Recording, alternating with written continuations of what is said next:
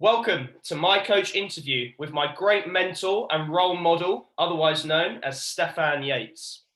This Hey interview is Jake. all about his international tennis coaching experience and what the differences are between playing/coaching in the UK and in Hong Kong.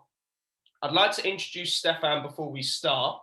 So, Stefan has worked with players ranging from high performance, such as ITF and ATP, to newcomers to the sport. In the UK, he was a senior coach for Living Tennis Academy at Bisham Abbey National Sports Centre and now works for MWT in Hong Kong. Stefan, welcome, and I hope you're well. It's been a very long time since I've seen you. Yeah, it's good to be here. I'm glad to be able to catch up. Good stuff. So now it's time for the questions. So number one, what made you want to be a tennis coach in Hong Kong? It's actually quite an interesting story, really. I think ever since I was young, I never really thought I would. I never really had any desire to work outside of the country. But I was quite lucky. I managed to travel around, especially a lot of the Mediterranean and a little bit of like the States. But I never really had done much of Asia.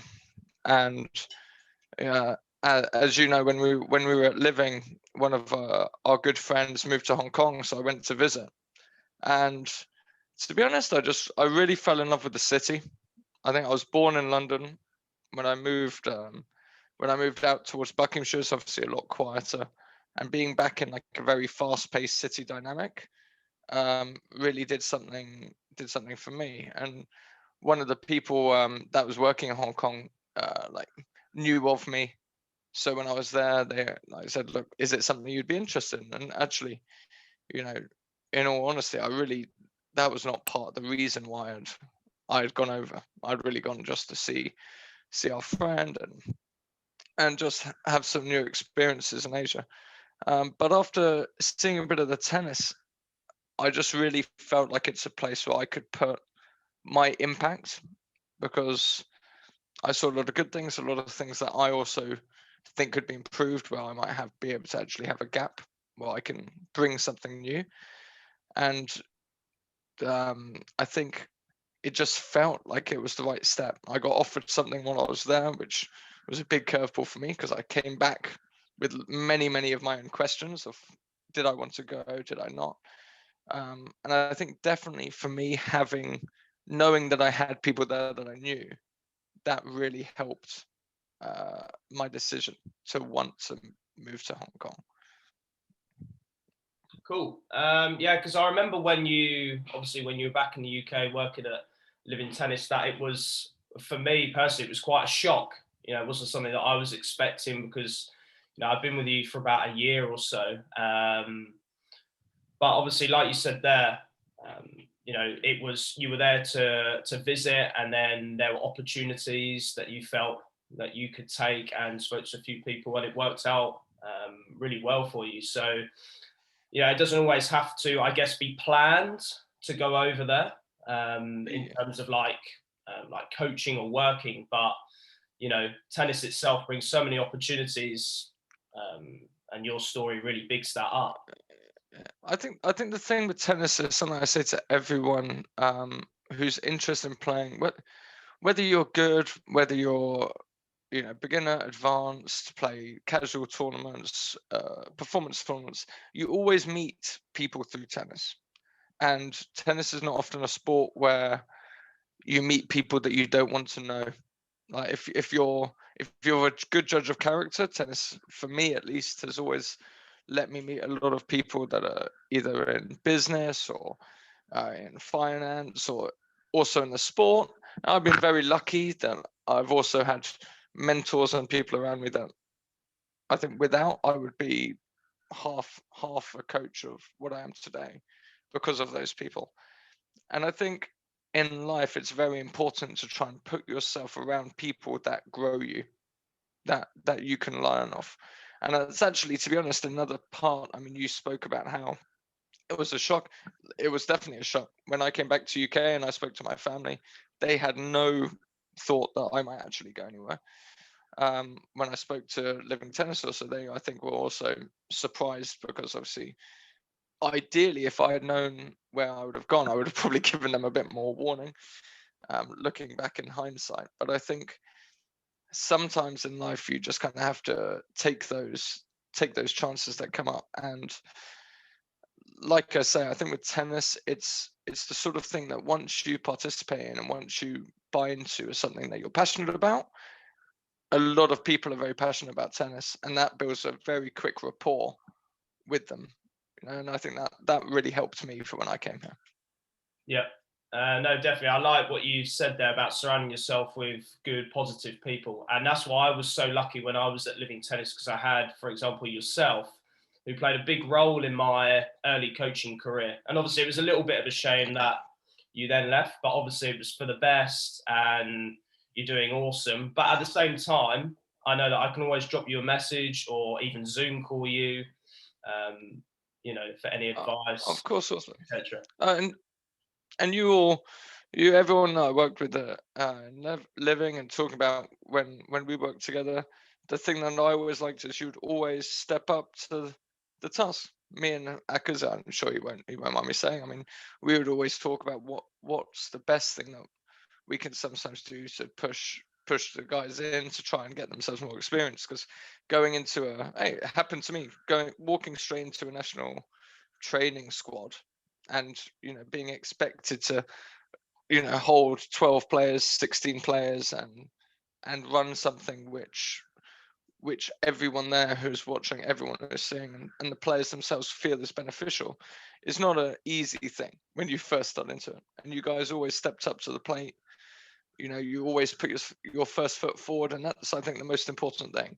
Because tennis coaching, like I think coaching and anything, or teaching and anything, is not an easy thing to do. And I think the most important thing is that you don't knock yourself down too much, because you're going to do things which don't work. And actually, the more experienced you become and the more mistakes you make on a court, or the more drills you do don't work, you actually learn more from. If you spend your whole life doing the same drills because you're comfortable, you're in a comfort zone, you're never really going to find out new ways of developing.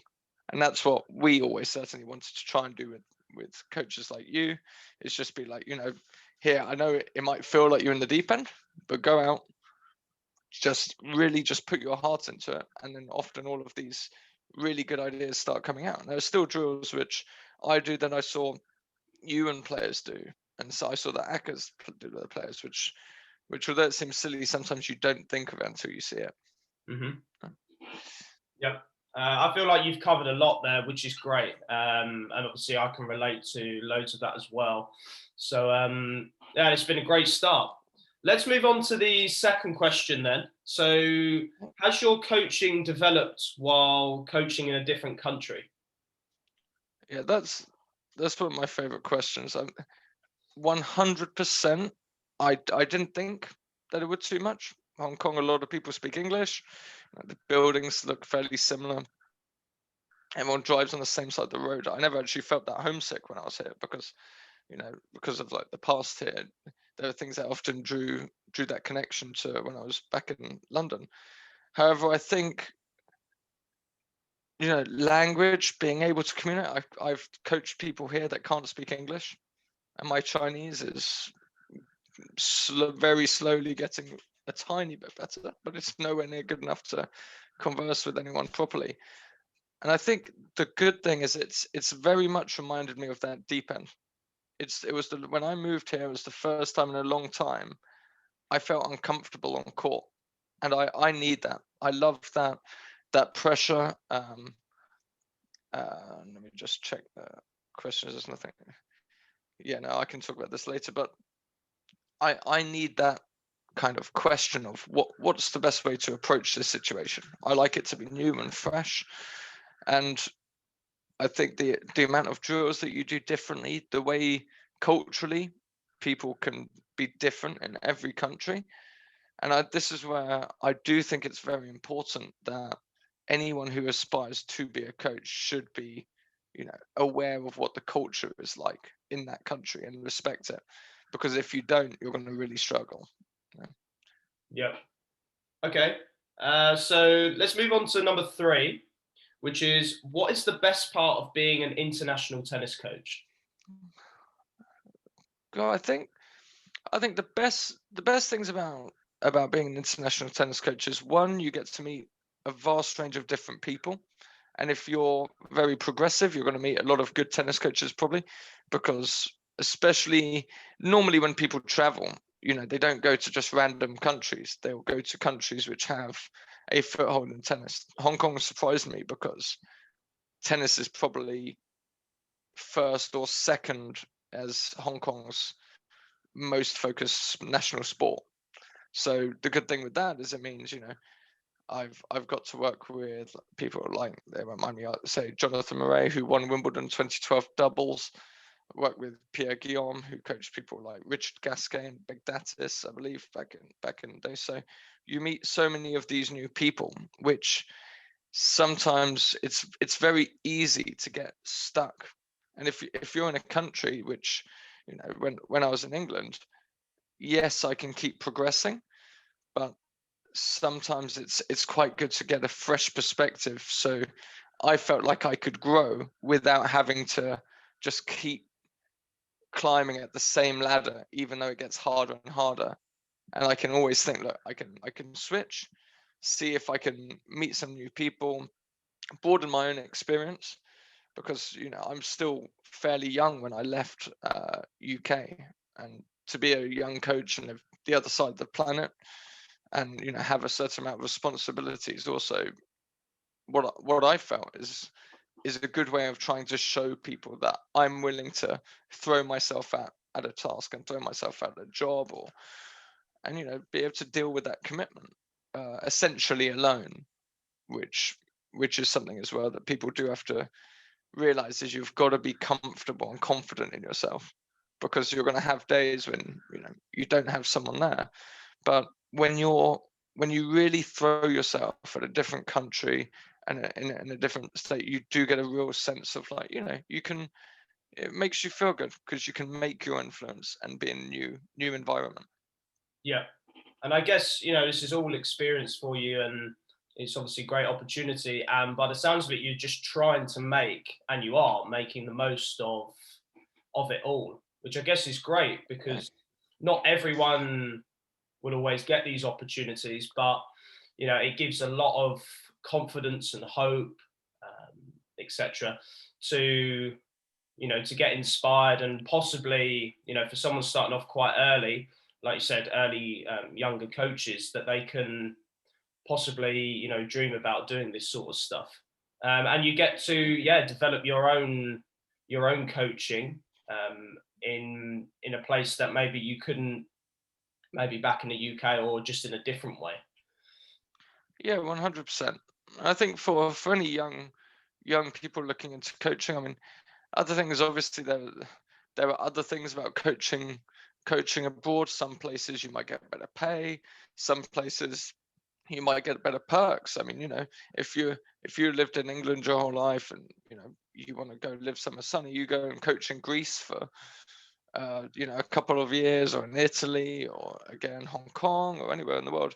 It's just life experience. And I think it's very important. And we'll talk a lot about tennis coaching in general, but I think the best coaches I've met also really know what's it in life that they want.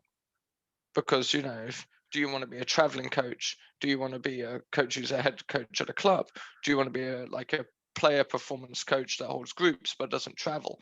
There are so many, and this is the most important thing if you're a new coach, is you've got to understand that you might want to be a traveling coach, but you might have to start off as a club coach, or like a player development coach, or whatever.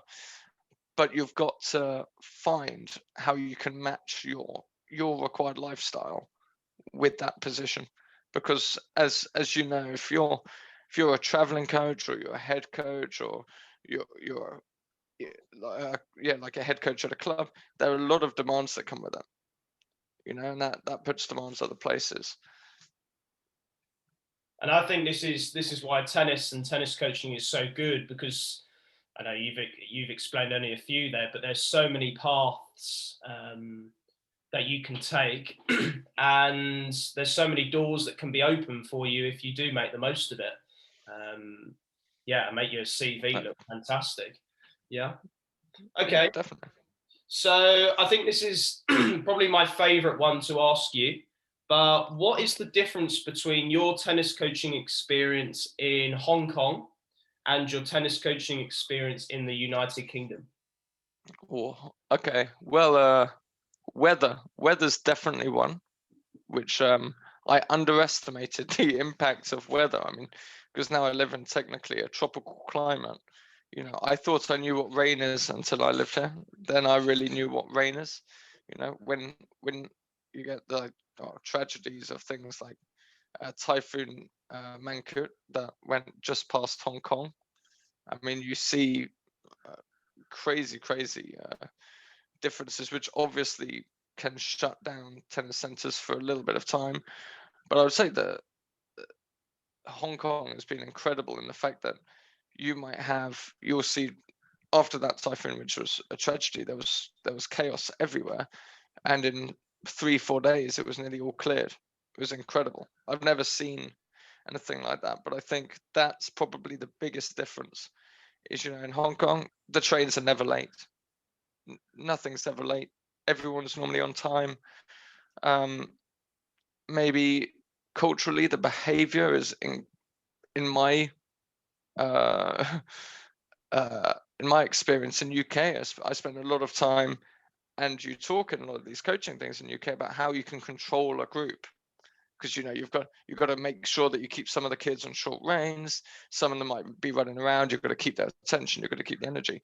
You know, here you ask someone to take their jacket off, they just take it off. There's no real back talk. Everyone calls you coach, so they would call you Coach Jake. They would never call you Jake. If they called you Jake, someone would probably tell them not to. I like to try and keep it a bit more informal because I want them to feel like they can be, you know, a little bit more of an informal like relationship. I think if a coaching relationship gets too like coach players, sometimes it alienates the learning experience.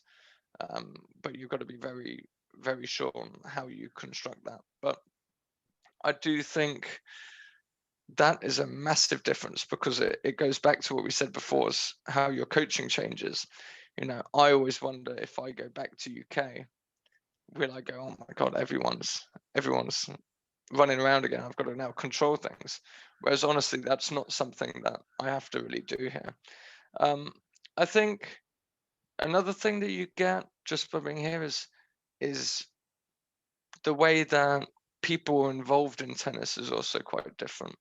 So, you know, I've met a ton of amazing people in Hong Kong, a lot of like great tennis parents, and people who really will go, look, like I trust you.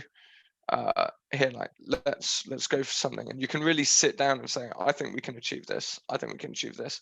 I don't think we can do this yet. And it's very positive. And I think sometimes in other countries it can be quite difficult because everyone's always looking for the next thing.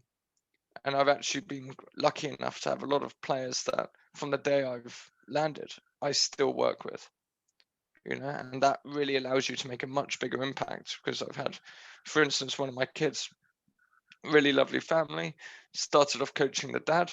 I heard he had a son. 4 months later, started coaching his son, and he played, you know, one of the biggest tournaments in Hong Kong that he can for his level over a couple of years. And that's, you know, that for me also gives me some sense of like accomplishment, because at least I can do that for the family. We stuck to a plan and we actually managed to do it. And sometimes in England I've found that can be quite difficult because there's always another tennis academy right there, and you know they have 2 bad matches, which is very natural in tennis. Some people want to try something else, and when you always have this chopping and changing, it can really detriment someone's progression. So I think that's something which I really enjoyed being in Hong Kong, because you kind of, if you're really passionate, like I say, and you put your foot forward, you get those opportunities to work with those players for an extended amount of time. It sounds like the difference like between Hong Kong and maybe the UK is I'm leaning more towards feeling that it's more like a team. You know, Yeah, you kind of set your goals out, and everyone kind of trusts each other, and they feel confident in those things that you've discussed. Um, Whereas, like over here, like you said, there could be another tennis center 10 minutes down the road or whatever, and people like to chop and change and be so sudden with things. So I think, and where obviously I've done like a little bit of research on international tennis and had a little bit of experience with that myself as a player. But you can, they are seen as more successful in a sort of way yeah, compared to maybe the UK. You see a lot of players, like especially like coming out of sixth form or college in the UK, then going off to America, for yeah, example, or just seeing like a player in London, in the UK, then starts to get to a certain level, and then they feel like they need to go abroad or international, and then you don't hear with them for a couple of years, but then they're maybe top 10 ITF juniors, or doing yeah, really well on the men's or women's circuit. So, yeah, these things like this interview alone, I can take a lot away from this and try and maybe implement it with stuff that I do. And even people watching this, whether it's coaches, players, they can see how it is from a player point of view, out where like you are, or like a coach as well, and just yeah. try and just use a few ideas over here and kind of Yeah, see if it makes a difference. yeah. I think the tennis programs in England are actually fantastic. If I really think of the ones that I've seen, I think the thing that you really get is I was expecting it to be the other way around. Here with a lot of the people, I expected everything to be based off results, just because of like what certain people had told me, like you got everything's got to be. But maybe I've just been lucky, and I have an amazing group of clients. I get on very well with all of them. They're all very, very kind people, and very nice people, and very like supportive parents if I coach their kids as well. But I do think sometimes you've got to take tennis for what it is. And I always say this: if someone says, what do I do? Like, I will always say, well, I hit yellow fluffy balls around, and I teach other people to hit them better. I know I make it kind of like a joke, but for me, you've got to kind of have that bit that holds you down to reality a bit, and be like, what are we actually doing here? And for me, if you've got a player that their education is going well, they feel supported, they start learning tennis better anyway.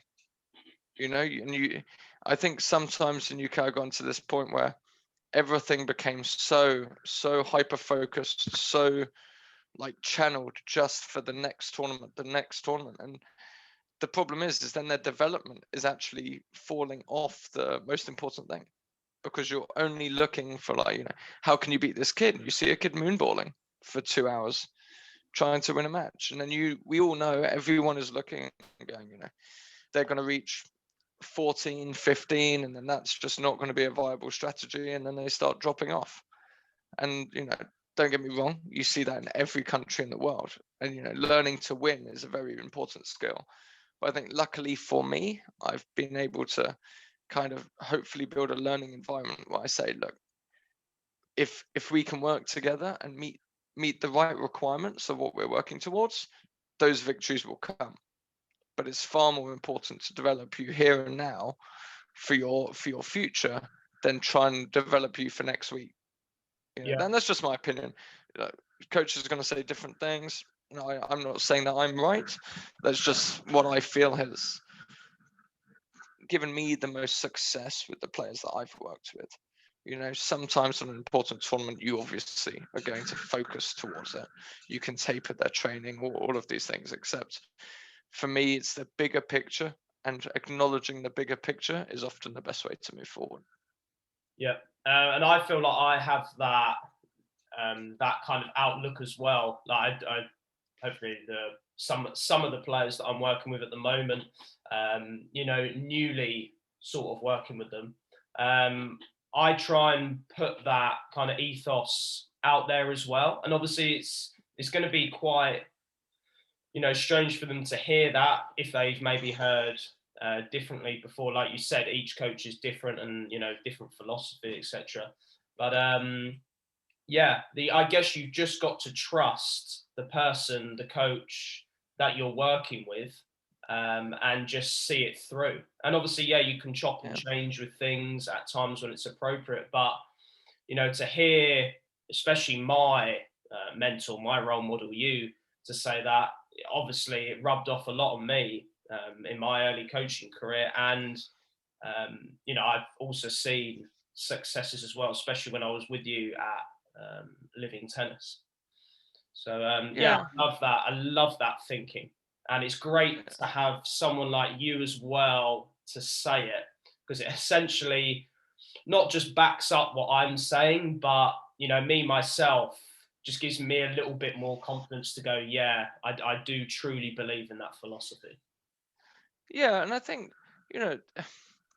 I always say this. I always say to the parents, the people I coach, and I look, finding the right coach is the thing that ends up happening more than a coach finding the right player. Sometimes, like, everyone likes different learning styles. As you know, I'm quite a hard coach. I like things to I don't like it to be very like soft on court. I always want the highest energy. I always want balls in court, which also why that's such a mantra of what I've been around, because you were there at Living, and that's pretty much what we demanded every single time you step on court. You got all your troubles off court, fine, but when you step on the court, you're here for tennis, and then we just do it as a team. You work hard, we respect you, even if you miss, but you're working your butt off. Great. If you come on and you're good and you miss and you're a bit lazy, then there's the problem. And I think, demanding respect by being respectful, and setting those things up is important. And I think that's where, what I've noticed from the coaches that I've worked with, I've gone, what they've got. If there's that one thing that makes someone, in my opinion, a coach that you want to work with, it's where someone doesn't have off days. It's not a coach where you go, I always aspire to have this level of tennis, and then you see them coach one day and they're like, oh, actually it's okay, and they just pull everything down. Sometimes you're going to be tired, but I always think, going back to the last question, in Hong Kong when I first came here, it was like 38 degrees in summer, no shade, and I had a 9-hour day. And yes, I have water right here and stuff, but getting used to that. And my philosophy is my last session has to be as good as my first, or anyone. You can't have a down spell. When you've got difficult clients, which will happen, or difficult players, or you're seeing your coach do that, I think it's very healthy to be able to have that conversation and be able to say, look, this is the rule of, like, the line in the sand. And for me, what I think has done me the most good is I say, look, I'll just be honest, this is the line in the sand. You'll never turn up and I will just be sat there feeding balls, and I will always have high energy, but I demand high energy. And most of the time they might go, oh, okay, it's very intense, but I go, look, that's still, if we both agree on that, then, the next year goes super quick and we understand each other, and then the player understands. And I think breeding someone's ability to learn how to learn is very important. And when they know that tennis is not just a hobby, it's also turning up and performing, then you start seeing the results in other ways as well. Yeah. Cool. No, I'm really enjoying listening to all of this so far. And hopefully, whether it's players, coaches, parents, that they're, taking all this in and really thinking about it quite deeply. Let's move on to the next one. Now, obviously, this is before COVID, so we're just talking about your usual one. Yeah. But can you describe your coaching schedule? Yeah, I mean, I love being on court. So to be honest, when I first came here, I was lucky. I met a lot of people. Like I said, I knew people were here who also, you know, if people didn't know who I was, they introduced me.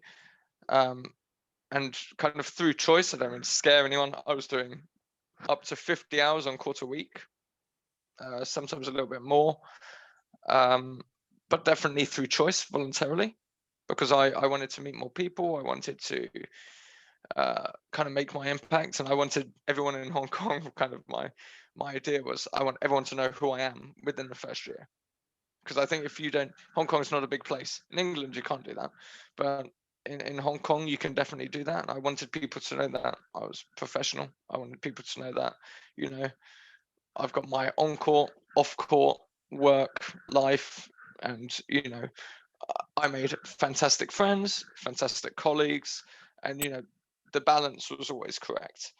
Um, and I think, you know, with places like Hong Kong, it's very self-determined. So it's very common someone will come and say, "Look, I only want to do 30 to 36 hours a week. You know, 6 hours a day for 6 days of the week." You know, and people go, "Yeah, fine," and they'll slot you in with that. I think, in my opinion, that's not the right way you should ever start when you go to a different place, because it immediately kind of shows that it's not your priority. And for my opinion, if you want to be a like the greatest coaching courses I had back in UK, or the people that come to mind, are all the people that you can tell they want to be there, and you can tell they want to do more. And no matter if you're a great coach or a completely new coach, they talk to you as a coach, as someone who's going to make an impact.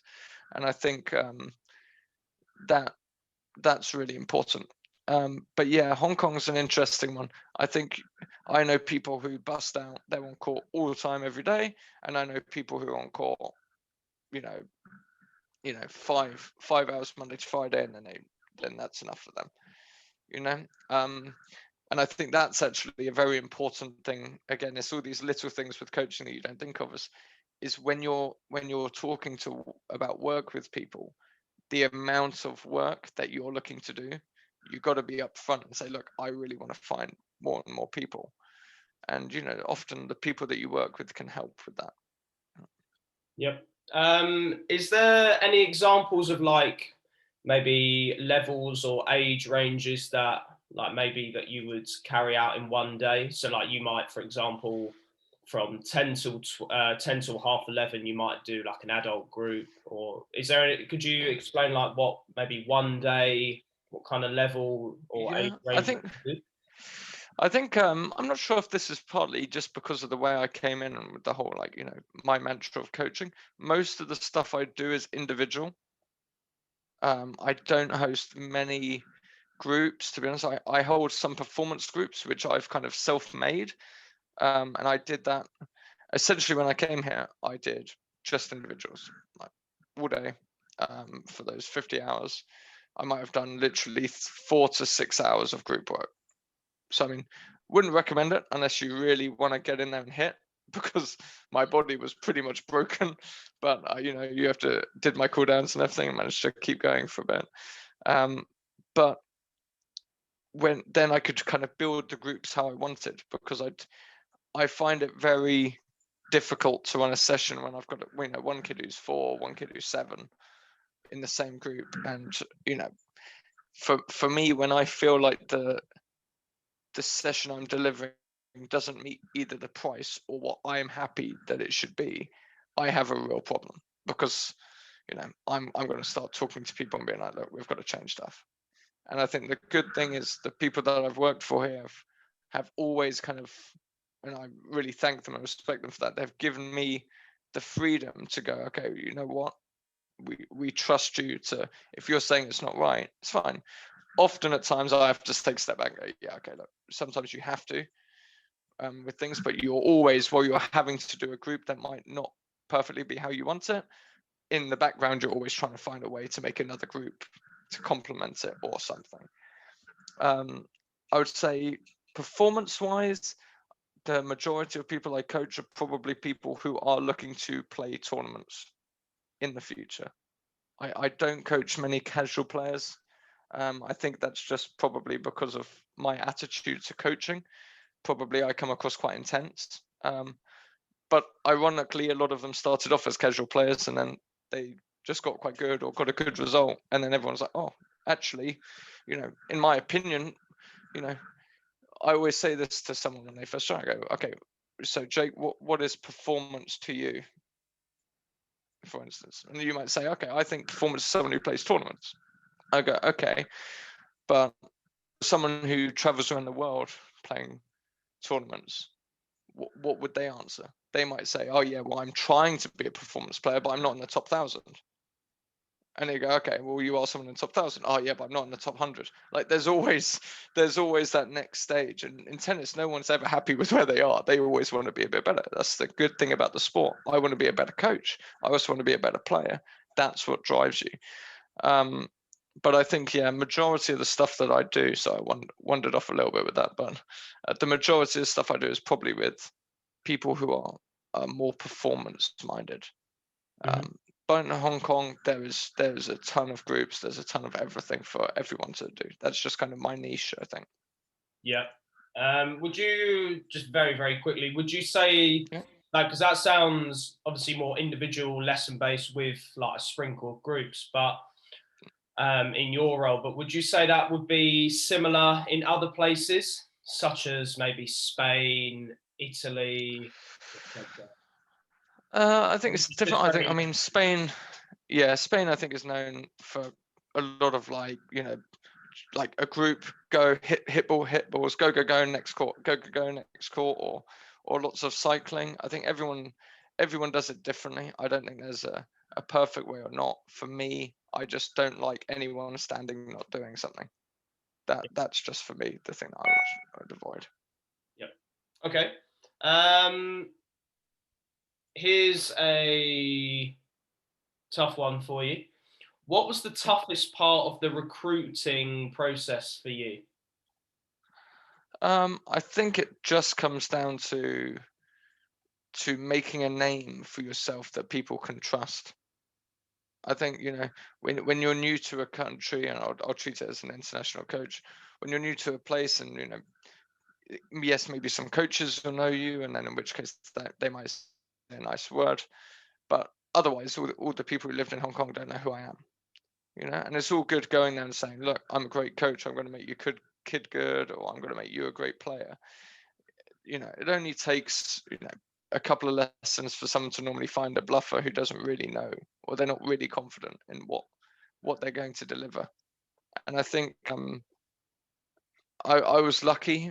I think it is luck. I'm not saying it's really me. I've never really struggled to find many lessons. I've always been able to apply myself to like a new area of coaching. So if I only had let's say like some beginner players when I first started at Living, and I asked, can I come and sit in on one of the academy sessions because I just want to have a look at the stuff you do, and within a month I was on nearly every single one because they liked my attitude. I think if you're willing to throw yourself out there, when I said those categories of coaching, if you're willing to respect all of them equally, then you're going to find more lessons.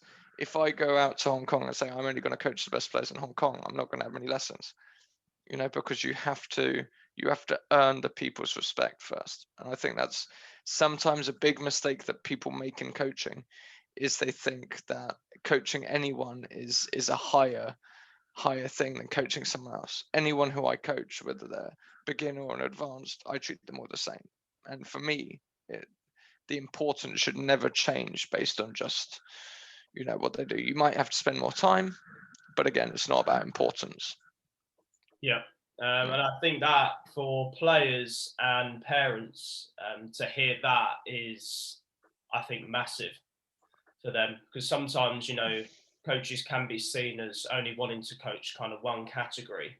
But, even when we talked about your development earlier, that you won't develop like as a coach. And at the end of the day, you are a tennis coach, so you've got to you've got to be that coach and you've got to be able to coach. So yeah, that's really important. Really important. Yeah, and really quickly, I mean, I remember where living, I had to do a lot of like, people found it difficult because we'd have a coach in who's mid 40s, and then you've got me who was like 23 or 24 giving their coach initiation for the company. A lot of them would look at me and go, why is this kid teaching me to do something? I've been doing it for as long as he's been alive or something. And you have to respect that. Firstly, I'm not no know-it-all. I can't be there and be like, you should just listen to me. But often I say, look, a lot of the performance drills you do, you can learn from doing a Red Bull session and then just keep going, okay, we do this drill. What if they do it too well? This. What if they do that too well? This. And, if you're struggling to think of drills, just get a drill and elaborate on that same drill. And the good thing of working with beginners, advanced, and professional players is there are so many different ways you can adjust the drills, and that's what I think is the best way to build your coaching skill book or drill book, is by just having all ages, get your best coach, put them with the youngest kids, and then you can just really start to build this framework. But it takes time. It really does take time to start developing that. Yep.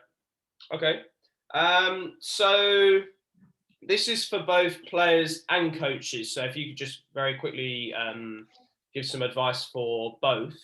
But what pieces of advice do you have for players and coaches which want to play/coach internationally, or maybe even in Hong Kong?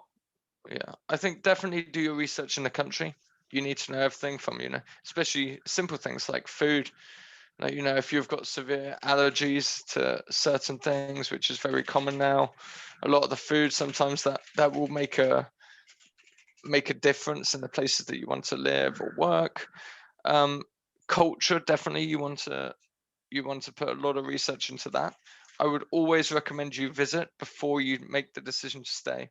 Financially, that can feel quite tenuous because you're like, it might cost you, £800 just to fly to the place, and then come back, and you can feel like that's a massive waste. For me, it's a massive waste to fly there without knowing and then regretting it, because it's more costly because you leave the stuff you already had behind. So I'd say you definitely want to try and get as much experience as you can. Another thing is try and make contacts. I mean, one thing, I called a coach in UK recently, who had never met, because one of my players was going on holiday in UK and they were near a tennis club. And I said, look, you don't need to go doing anything crazy. I'll call the club, speak to the coach, and if I feel good about it, I'll recommend you go and play with them. And it's the first time, he said, it's the first time ever anyone from another country has ever called to be like, what sort of programs do you do? And because I've got this player. And that, for me, I found very strange, because for me, moving to a country to coach, we're all people, we all know things. You might even get a job by doing that, by calling to just say, look, I'm looking for this thing. Is there anything you can tell me? Because I don't really know the country well. Use the resources. And I think I was very lucky. I kind of, as we've already discussed, kind of fell into it a little bit, into the way that the snowball started happening. But I think it's really important that you just spend the time to know what you're signing yourself up for, whether you're a player or a coach. And if you're a player, the most important thing is just get ready to work hard. Don't go somewhere and if you John Black said something that always stuck with me. He's a coach that I learned a fair amount of in the short time I spent some time with him. Is, if you're not winning at home, don't assume you're going to win abroad. Like it's not really the right mantra to go for. And he's a good coach, work with Carl Edmund, and you really should understand that you can always do more, and you should look for what you can do before trying to look for an easy escape somewhere to get some points or something. Try and push yourself that bit harder and see what you can really, really do when you're at the limits of what you can do. Yeah. Cool. I like how you actually link the two together. By saying do your research and think probably a little bit deeper into certain aspects like allergies, maybe weather, food, and see what works for you. Because I can massively relate to this, because my sister, for the last couple of years, has been over in Hickory, North Carolina, on a tennis scholarship at Lenore Rhine. So I remember when we first sat down, it was me, my dad, and my sister Gemma at Sutton Tennis Academy with Stars and Stripes. And the first few words or the first few sentences was, do you want to go to a place where there's shops? What do you want the climate to be? How big do you want the classrooms? And this sort of stuff, you just wasn't expecting. And I was Yeah. kind of looking around going, really? Do you actually think about this sort of stuff? But, Yeah. luckily I did sit in that meeting and, I did pay attention, etc. Because now I do talk to players who will think about recruiting off to America. And now in this circumstance, players thinking maybe to go and play internationally or go for a holiday. And I've had that little bit of experience. So they make the most of what they're about to do, or they make the right choice before they go. Their preparation is all about this. So that's great. That's really good. And the other one, just before we go on to the last question that you mentioned, that Yeah. I really liked, is that you called up a tennis club rather than an academy, because even in the last few years, these tennis clubs have had these great coaches who have then been able to put in some good players as well, and they've been they've been thriving there. Maybe cheaper Yeah. memberships, saving money, but Yeah. still getting top quality, if not sometimes better quality coaching and all the other services compared to some academies. So that's really good, and that's, I guess, gives other players and even coaches an option when they do go here, there, and everywhere, that they don't always have to go to as seen as the big academies, centres And that clubs and that do offer some fantastic stuff. yeah, I mean, in my opinion, you really have to be a certain level to need a place that has the inbuilt gym and to live on site and to, like the setup at Bisham where everything is there. You're really looking at like the top percentage of players, really. When you're getting into tennis, the most important thing is that that the coach is good. You should watch the lessons that they do. You should speak with them and see what your gut feeling is saying. If you feel like the coach is there just kind of filling the space, then you should maybe look at other places. But you know better coaches will be in all sorts of places. Yes, you get big names in the big places, but sometimes there are good coaches in little. But the most important thing is, again, like we said, is just do your research. If you're looking for a certain thing, don't just settle on the first thing that you find, but do some research and have a look. And when you feel it's right, that's when you should kind of invest, not just about money, but your time, because being a parent is probably the hardest thing actually to do. So if you're looking to choose the right place for your kid, you've got to really get involved at the start. And when you know they're in a safe hands, when you know that they're in a good program, when you know that people care, that's when you can go, okay, we trust you. Like, let's see. And then later down the line, you can always change if you need. Yeah. And I guess with tennis being so individual, like even for a coach, they need to get the most out of what they're doing. They need to be, for a coach, in the right environment, teams around people that, like you mentioned earlier, that you can grow and develop and, work with. And for a player, at the end of the day, you're an individual, you're on your own, sort of. Yeah. You need to make the most of your surroundings and the people that you can work with, and work with the best. And you mentioned earlier, and I always say, the coach should never pick the player. The player should always pick the coach. Yeah. Yeah, Yeah. And look, you want to be around people that play or push you. And the main reason why people end up eventually going to these bigger sports academies is just because there's sometimes better players there. yeah, It's not always about the coach. You have a lot of great coaches, but sometimes, you have to make the hard decision when you leave a very good coach to go to a place, and why a lot of people go abroad is you go to a place like Rafa's Academy or something where you hope that the level of the playing there will be much higher. yeah. In which case, you're naturally going to get better as well. Mm-hmm. So Cool. So last one. What has been your most memorable tennis coaching moment in Hong Kong so far?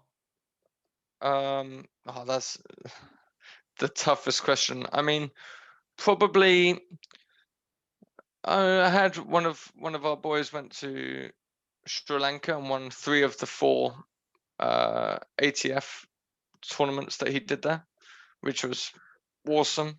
That was kind of a happy thing for me because we spent like 6 weeks really preparing for it, and you know, the last words I said to him were, "Why are you going to Sri Lanka?" And he went, "To play."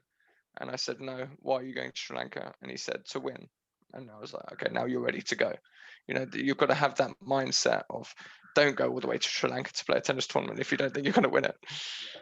And I think that felt great to me. It was always memorable. I really get on with that, the player and the family. But I must say everything. I love Hong Kong. I love all the people that I worked with and been lucky enough to play with, and I just think make the memories good on every day. You don't need to have this big crazy thing that gives it worth. Just go there, deliver a great session, and you'll always have that reward from it. But that's how I feel anyway. Yeah, just making the most of your experience, right? No regrets. Yeah, and just try and it sounds very very like sugar coated, but try and when you feel down, try and go out there and be happy. We all live in tough times now, and the most important thing sometimes is to be that person that makes the change. And I always want to try and be the person where they come and go, I had an awful day, but when I saw Stefan, I felt, I felt better, and it cheered me up, and I wanted to play, and I didn't think I could, and that for me, I think is what really drives people wanting to play with you, is just show that care, because at the end of the day, if you're a coach, just always think you're not going to want to pay for a lesson that you don't think they care. So if you're that coach who's not caring, that's what they think about you. So.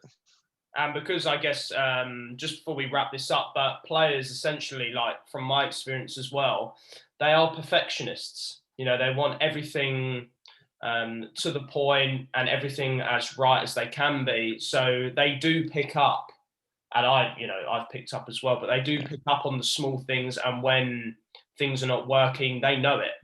They're not, things don't just brush under the carpet. They're on everything. And I think like a good coach, just like yourself, you won't, if something happens, you address it there and then, and won't let it slip. Yeah, definitely. And I think, just be persistent. If I've got one tip, I'll end with one tip for new coaches. Okay, when you're doing a drill with someone that you think might be a bit tough for them, okay, I have the 20-minute timer in my head, or make sure you have a watch. But I did a drill with a little girl the other day, and the parents literally said to me after, "You know what? When we started that drill, I did not believe they would be able to do any of it. Like, I just thought it was way too advanced. 15 minutes, they're still struggling. It's maybe a little bit better, still struggling. Around the 20-minute mark, like they get a click, and you can see it starting to grow. Don't do things which they can do. Always try and do something which is a challenge, and you know that's how you make people progress faster, is there always has to be challenge. And if you're a player, you can use this as well, because if I'm stood there just dropping balls for you, okay, you don't need to have your feet still hitting the ball. Put your effort in, make the drill hard, make sure every ball you're panting, you're making noise, you're putting effort in, and that's how you're going to get better faster, whether you're a player or coach. You need to set the right level. Okay. And we'll leave it on that point. Stefan, Perfect. that was great. No, my I was a pleasure. little bit emotional at points. I think I just haven't seen you for a while, and there was a lot of moments and memories that we threw back on. But that was great. Some really good content in there. Thank you. Yeah. Thank you so much for joining me this week on my coach interview, Stefan. Obviously, I couldn't have done it without you. And thank you to you all at home for watching. Be sure to tune in for my next episode, and I wish you all the best. Yeah, definitely. Awesome. It's been my pleasure, mate. Thank Good you. memories as well. Good stuff.